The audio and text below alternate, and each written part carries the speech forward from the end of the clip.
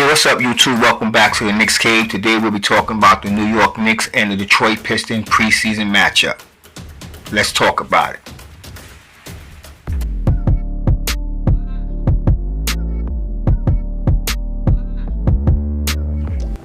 Hey, what's up? Welcome back. After winning their first two games, the New York Knicks will be heading down to Detroit to play the Pistons.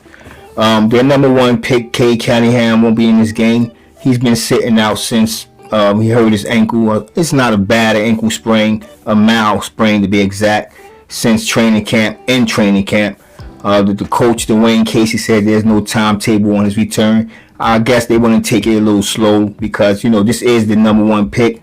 And basically, this is their future, their foundation of their team. So they don't want to rush him back, causing any further injuries when it's not necessary. All right. The Pistons will be missing 7 players in this game. So, the Knicks, the Knicks already was going to be the favorite, especially the way the New York Knicks is playing now in this preseason outing. I mean,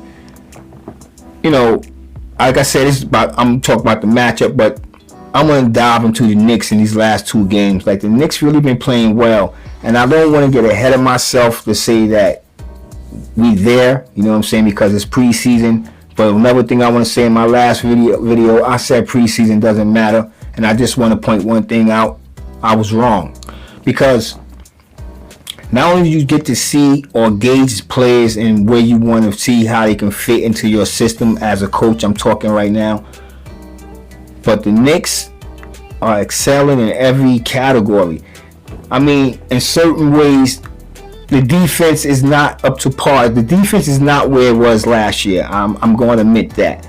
But the offense has been carrying the defense. And I'm not saying I'd rather defense over offense, but I'm just happy with the Knicks offense.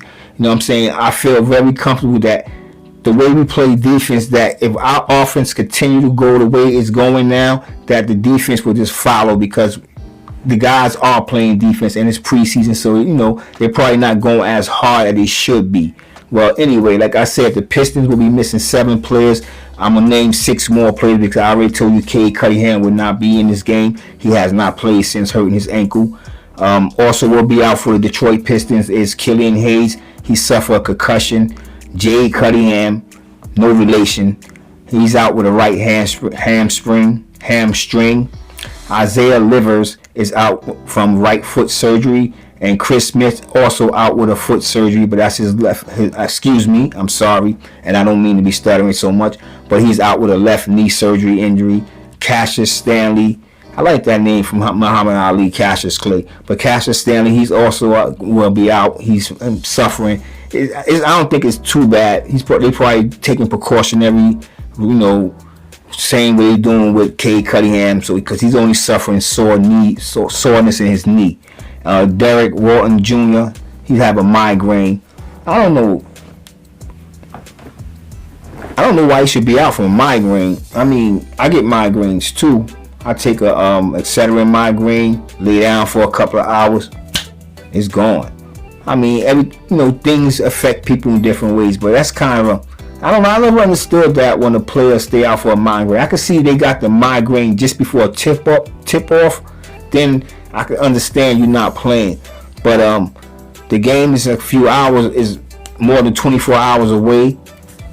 He should be ready after. Alright, let me just get back in there. They have questionable players also. Zaire Williams is a player I did want the New York Knicks to draft. He will be out with a left thigh contusion. Sadiq Bey, he also will be out. He have a left ankle sprain. And Rodney McGruer was out with a left hip strain.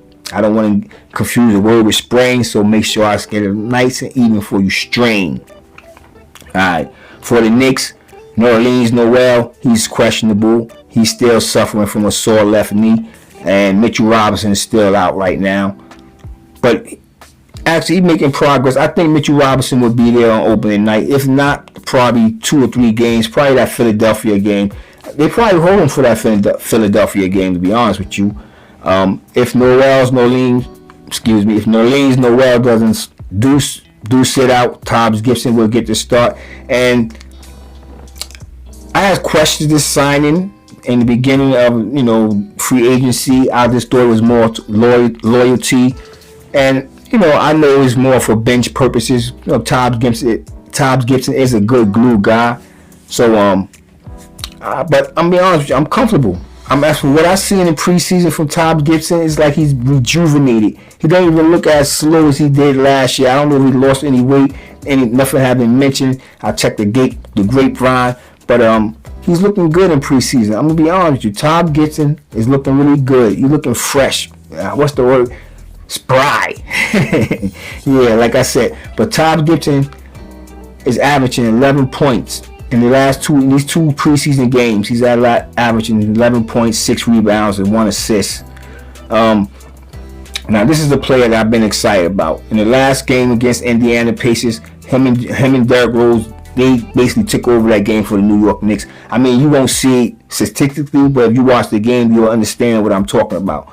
But Jericho Sims, if everything depends on Nerlens Noel. If he doesn't play, Todd Gibson will come back into being the starting center.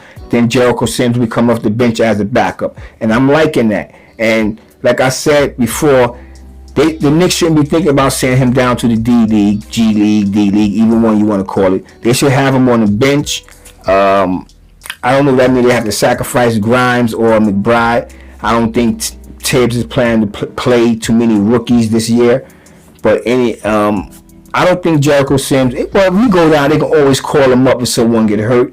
But I think they should keep him on that active roster, so at the end of the games, if the Knicks is blowing teams out, he can get in and get a feel of the game, rumping down with players who's trying to make a Knicks. If the Knicks is blowing a team out, the coach is going to put in their bench. Them bench players is going to be trying to make a name for themselves to show the coach that they can go in before garbage time. So they're probably going to be trying to beast the young fella down there. And if he can show some real good moves or whatever, composure, playing against veteran backups who's trying to make a name for themselves, then we'll know that we got something special. I already think we got something special in this young man, Jericho Sims, that is. All right? Well, during preseason in these two games, he's averaging 7 points, 9.5 rebounds, and 1.5 steals, and he's ranked among all centers, fourth among all centers during preseason right now. Julius Randle will be returning. His wife had to deliver their second child Friday night, and I want to say once again, congratulations. It's a boy. When you're a man, I don't know, because some men do be wanting girls. Trust me, we do be wanting girls. Let's get right into it. The Pistons are 1-2 in their preseason outing. The Knicks, as we know, are 2-2 and looking great, looking hell of a. I like that word, hell of a. It's kind of ghetto, but I like that word, hell of a great. The New York Knicks are 2-2, and the Knicks are winning games. And this is why I was talking about. When I was talking about the offense carrying the defense, the Knicks are winning games by 19 points. And I understand it's preseason, but the reason I say preseason do matter because you have a lot of preseason. All right, let me just slow down a little bit and just break it down a little something. When people think of preseason, they think of certain sports, sometimes football. And when football is played, the coaching staff, the offensive coordinator, defensive coordinator, they actually put in vanilla plays. They don't put out their best. A lot of players don't play hard unless they go to that fourth and third stringers. And that's probably like the fourth game in preseason where they're not playing the starters. And guys are really trying to play hard to let the coach know that they got game. But in basketball, it's a little different. It's from day one. Guys are coming in trying to get back to where they left off from last year. So they're putting a lot into it. They're going down the court hard as they could. They're playing hard. So this is what I'm saying. This is why I'm taking back when I said preseason don't matter. Because I'm understanding. I always understand the game of basketball, but I always took preseason for granted. Not because, and I'm going to be honest, the reason I took preseason for granted because I'm a New York Knicks fan, and we don't look good in preseason, so as a Knicks fan, we try to say to ourselves that it's just preseason. That's what we go off of. But when you see a team playing the way the Knicks are playing right now in preseason, one can only wonder what's in store for the regular season. I mean, am I thinking too far ahead? Somebody in the comment section, let me know. Am I going too far to think that the Knicks is going to have a great season the way they're playing? Their offense is looking great. I mean, Derrick Rose, I understand that everybody, some people probably wanted him to start, but I think Coach Tibbs or Derrick Rose or whatever the Knicks organization is making the right choice by having him come off the bench. Because with him coming off the bench, if we play them young fellas, he's helping them develop. I'm saying, just watch how he played with these dudes in preseason. A lot of people don't think that Jericho Sims is going to be around on the active roster. I think he's going to be there. I'm being honest with you. It might, even if Tom Gibson, I don't know. But if this guy, the next 2 games, well, it's going to be hard to kind of judge this game with Detroit, because this should be a fishing battle game for the New York Knicks. It should be a gimme. You know what I'm saying? With so many players out for the Detroit Pistons, and New York Knicks basically have relatively healthy. And if you look around the league, a lot of players out due to COVID-19. And there's another player that I would like to talk about. That's for another video, and it will be dropping soon. But let's get back to the New York Knicks. Like I said, the Knicks is averaging 19 points per game. I mean, winning by 19 points per game. They also averaging 17.5 3-pointers made in a game. That's the second best behind Golden State, which is averaging 21.5 per game.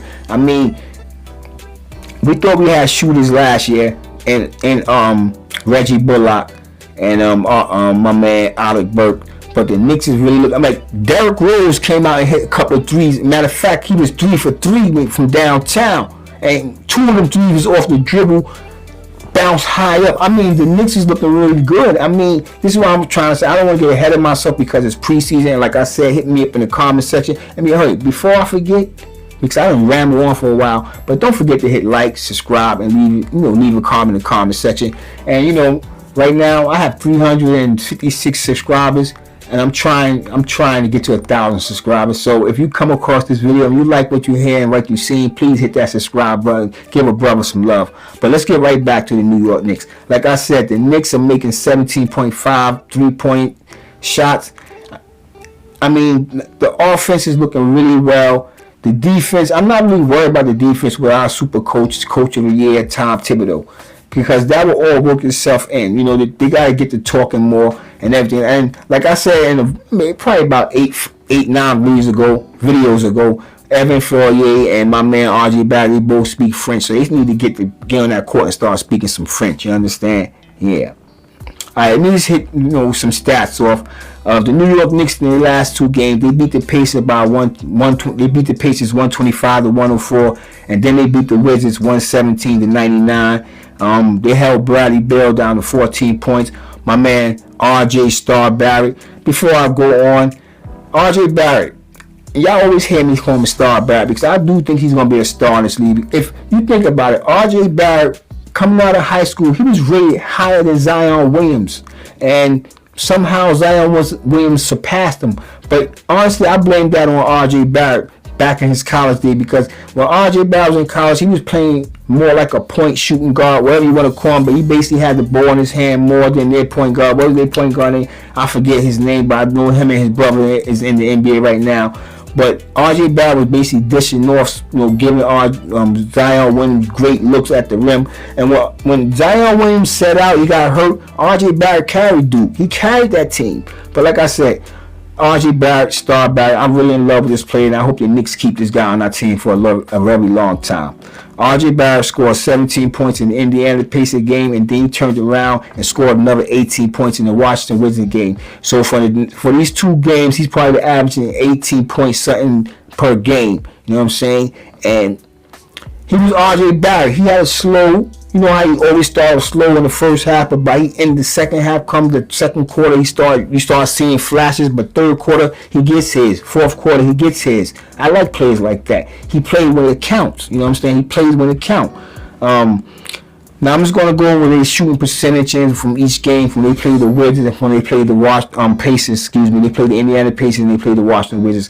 In that game against the Indiana Pacers, I said they scored 125 to their 104. They shot 41% from the field goal. They hit 34% of their 3-pointers. They shot 81% from the free throw line. They had 16 turnovers, 26 assists, and I'm loving that. 26 assists right now. I'm loving that. They had 54 rebounds, with 5 of them coming on the offensive end. They had 8 blocks, 1 steal, and 22 fouls, and no techs. And I like that. And in that Washington game, they shot 45% from the field goal. They shot 46% from 3-pointers. I think the Knicks shot something like almost 50. Yo, they was lighting it up from downtown. Let me put it like that. They was lighting it up. They shot 70% from 77% from the free throws. They had 18 turnovers. They got to cut them turnovers down. They had 27 assists, 49 rebounds, 6 blocks, 6 steals, and 28 personal fouls, and no techs. The Washington Wizards in their last 2 games, they beat the Spurs 115-105. They shot 42% from the field goal, 34% from downtown. They shot 63% from free throws. They had 17 turnovers. They turned in 22 assists, snatching 57 rebounds and blocking 3 shots. They also chipped in what they got: 3 steals, 16 personal fouls, and they also had no technical fouls. And when they went down to Memphis, a game which they lost 127-92, they shot 42% from the field. They shot 25% from 3-pointers, 77% from free throw, 23. They had 23 turnovers, 17 assists, 37 rebounds, 4 blocks, 8 steals, and 24 personal fouls. And again, no technical fouls. I mean, I don't know how to judge them stats, especially with the Knicks playing, and they're going to have so many players out. I'm not really expecting the New York Knicks to lose this game. I'm not even going to think about how the New York Knicks used to be, like they come and, play down to competition.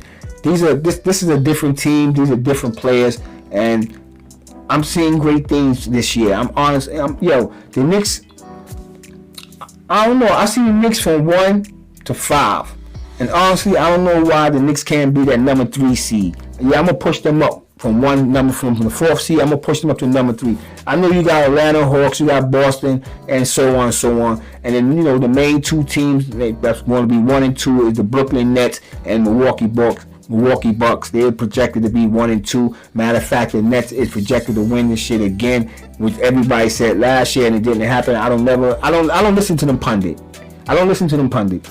Because they just flap their mouth. You know what I'm saying? So like that's what I said in the video before. This is my Knicks K. This is my channel, and you get my opinion. You know what I'm saying? From the heart. You know what I'm saying? I'm not acting like I'm any expert or anything, but I'm going to drop it like it's hot. When you get on here, you're going to see. You're going to get the truth. You know what I'm saying? And I don't see the Brooklyn Nets winning the championship. Honestly, I don't know who's going to win the championship right now. Maybe 2-3 weeks into the season, you can get a better feeling. But because there have been so many players going here, going there, the NBA is looking.